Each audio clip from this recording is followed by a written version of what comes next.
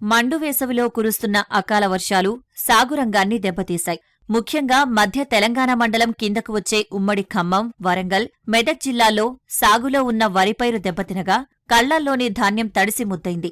వరిలో అకాల వర్షాల వల్ల కలిగే నష్టాన్ని తగ్గించుకునే మార్గాలను తెలియజేస్తున్నారు ప్రొఫెసర్ జయశంకర్ తెలంగాణ రాష్ట్ర వ్యవసాయ విశ్వవిద్యాలయం వరంగల్ ప్రాంతీయ వ్యవసాయ పరిశోధనా స్థానం సహ సంచాలకులు డాక్టర్ ఉమారెడ్డి. మధ్య తెలంగాణ మండలం లోపల ఈ ముఖ్యంగా వరి సాగు లోపల యాసంగిలో మనం పదే రైతులకు చెప్తా ఉన్నాం, మార్చి 31 లోపల వడ్లు కోసుకోవాలని. తదనంగా నవంబర్, డిసెంబర్ మాసం లోపల నార్లు పోసుకొని కనుక పెట్టుకున్నట్లయితే 31 మార్చి లోపల వరి కోసుకోవాలని మనం ఎప్పటి నుంచో చెప్తున్నాం, వ్యవసాయ శాఖ నుంచి కానీ వ్యవసాయ విశ్వవిద్యాలయం నుంచి కానీ.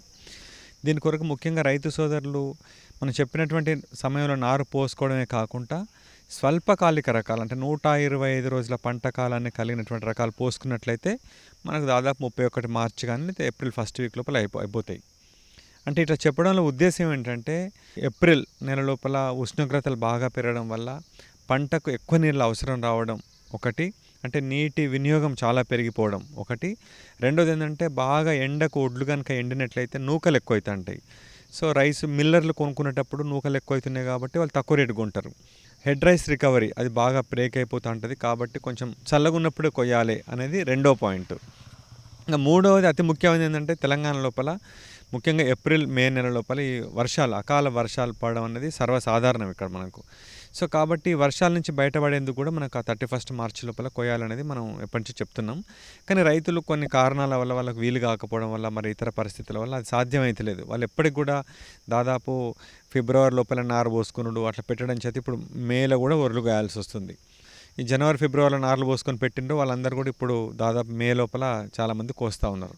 రానున్న రోజులైనా సరే ఈ అకాల వర్షాలను దృష్టిలో పెట్టుకొని నార్లను కొంచెం నవంబర్, డిసెంబర్ లోపల పోసి స్వల్పకాలిక రకాలను చలి బారిన పడకుండా కనుక నారును కాపాడగలిగితే మనకు మార్చి ఎండింగ్ లేదా ఏప్రిల్ మొదటి వారం లోపల వడ్లు కోసుకోవడం అనేది మనకు సాధ్యపడుతుంది. మేము ఆర్ఆర్ఎస్ వరంగల్ లోపల అలానే చేస్తున్నాం. మేము చాలామంది రైతులు కూడా చేస్తున్నారు అట్లా. ఇంకా ప్రస్తుతం అంటే ఎక్కడైతే వర్షాలు పడి కొంచెం ఇబ్బంది పడుతూ ఉన్నారో రైతులు వాళ్ళు చేయదగ్గ అంశాలను కనుక గమనించినట్లయితే ఈ ఫోర్కాస్ట్ అనేది ఒకప్పటికంటే ఇప్పుడు చాలా పెరిగింది. ఇప్పుడు వాతావరణ శాఖ అంటే వర్షం ఎప్పుడు పడుతుంది అనేటువంటిది ఇటు కృషి విజ్ఞాన కేంద్రాల ద్వారా, అటు టీవీల మాధ్యమాల ద్వారా, పేపర్ ద్వారా చెప్తా ఉన్నారు. ఈవెన్ ఫోన్లలో కూడా డిఫరెంట్ యాప్స్ కూడా ఉన్నాయి. ఈరోజు వర్షం పడుతుందా లేదని తెలుసుకోవచ్చు. దాదాపు అక్యురసీ కూడా బాగా పెరిగింది ఒకప్పటికిప్పటికి. దగ్గర 90% మేరకు వర్షం పడుతుందా పడదని తెలుస్తూ ఉంది మనకు. సో కాబట్టి వరి కోసేటప్పుడు ఒక 2-3 రోజుల పాటు వర్షం లేదు అని అనుకుంటేనే కొయ్యాలి మనం. వరి నిలబడి ఉన్నప్పుడు తడిస్తే ఏం కాదు, కానీ వరి కోసి కింద మెదబెట్టినప్పుడు తడిస్తే మొలకొస్తుంది ఇటుగానే.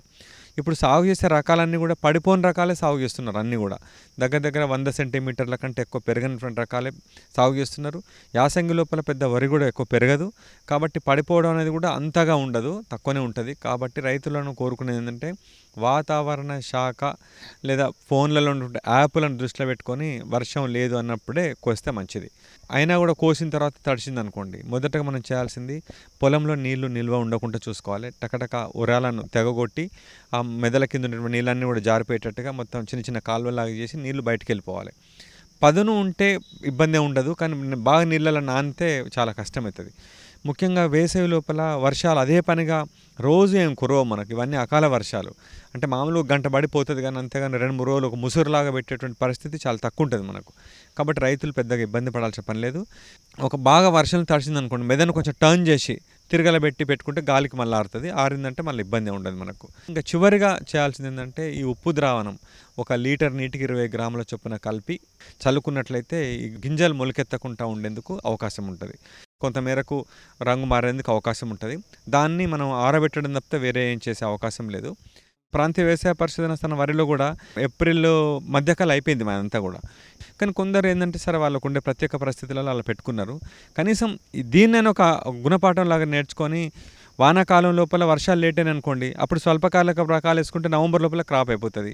నవంబర్, డిసెంబర్లో నారు పోసుకుంటే స్వల్పకాలిక రకాలు చలితోటి కొంచెం పెరిగినా కూడా మనకు మళ్ళీ ఏప్రిల్ మొదటి వారంలో కోసుకోవచ్చు. మనం చలితోటి ఇబ్బంది పడకుండా స్టార్టింగ్లో నారుమలను పెంచేటప్పుడు కూడా ఎత్తైన నారుమలలో పెంచుకున్నాడు, పైన కొంచెం టార్పాలిన్ షీట్ లాంటి కప్పి ఉంచడం, అట్లా చేస్తే నారు 20 రోజుల్లోనే నాటు పెట్టేటట్టు పెరుగుతుంది. అది దాన్ని పెట్టుకుంటే మీకు మార్చి 31 లోపల వస్తుంది. అంటే ఒక ప్రత్యేకమైనటువంటి యాజమాన్య పద్ధతులు పాటించి యాసంగి లోపల నారు పోసుకొని నాటు పెట్టుకున్నట్లయితే మార్చి 31 లేదా ఏప్రిల్ మొదటి వారం లోపల వరి కోసుకోవచ్చు మనం.